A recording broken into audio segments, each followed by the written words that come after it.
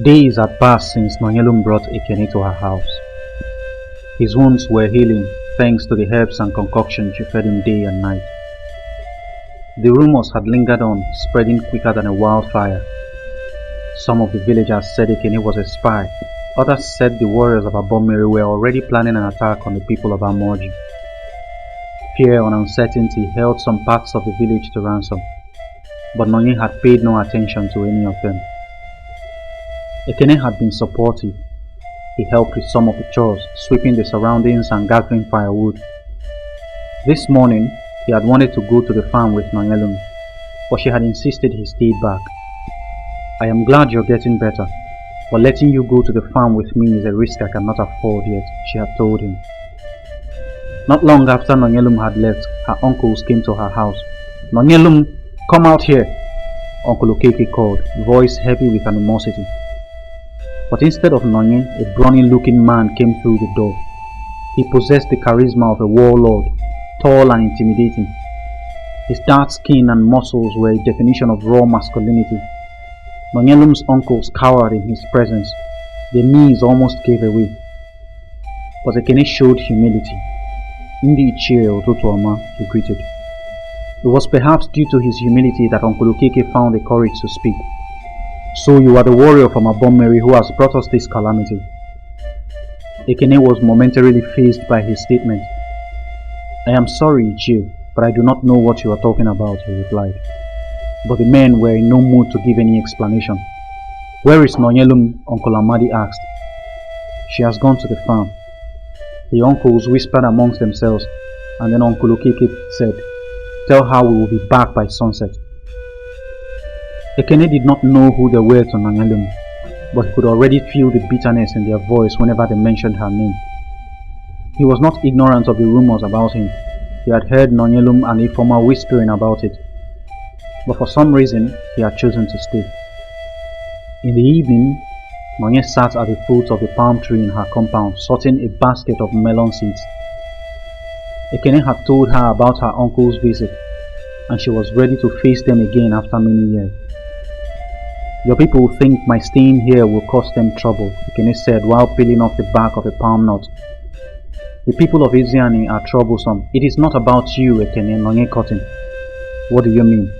"The people of Eziani may be troublesome, but there is no way they will attack my people just because I am harboring a warrior of Abomiri. Do they even know you are here?"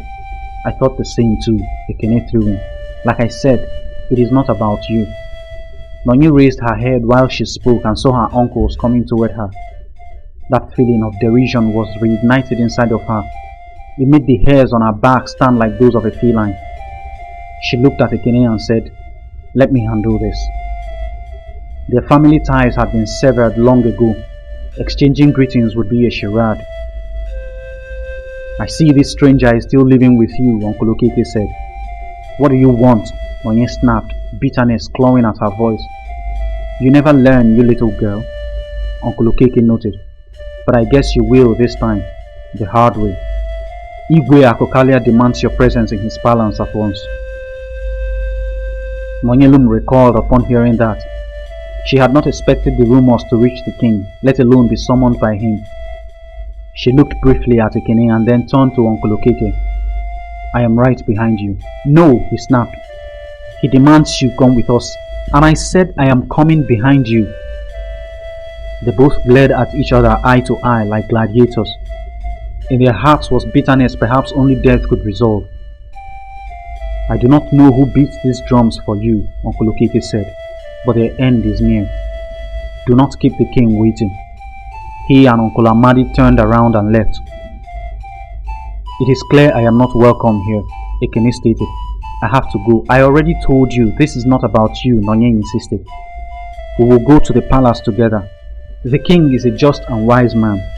I believe he will do what is right." Ekene and Nonyelum set out to the palace. Despite her confidence in his judgment, Ekene feared the king would order him to leave Amoji. He hoped, however, that Nonyelum would not be punished because of him. And now they both stood before Igwe Akokalia, a handsome king clothed with majesty and glory. Nonyelum thought he was the wisest man she had ever known. Sitting next to him was his Onowu, who also maintained the integrity of the throne, and standing by the sides were Nonye's uncle.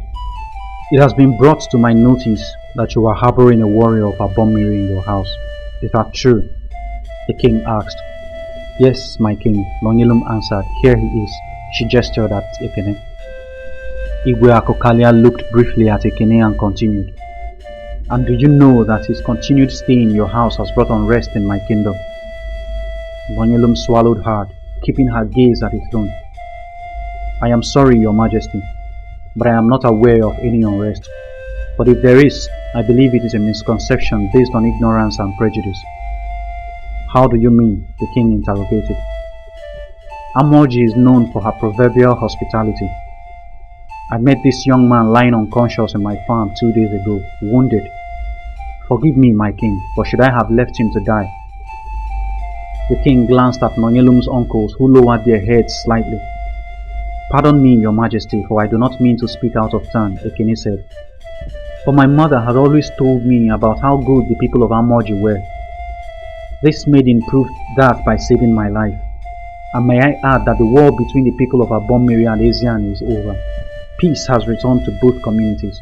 My king, I believe the unrest in the kingdom was ignited by the enemies of Amorji, who are hell-bent on destroying our good reputation for their selfish reasons, Nonyelum added.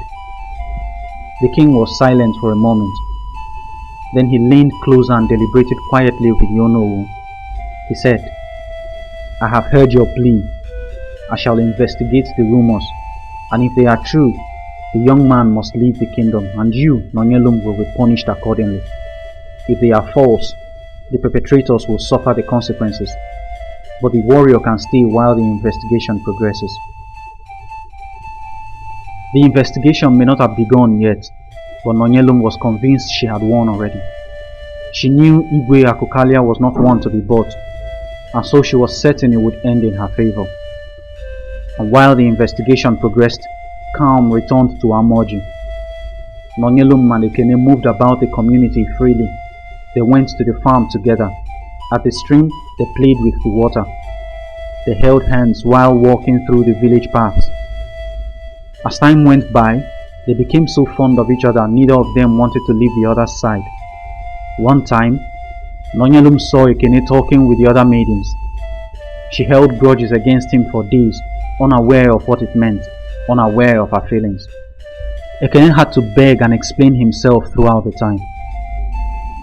The Ukwoji in the woods was usually their meeting point, their nest.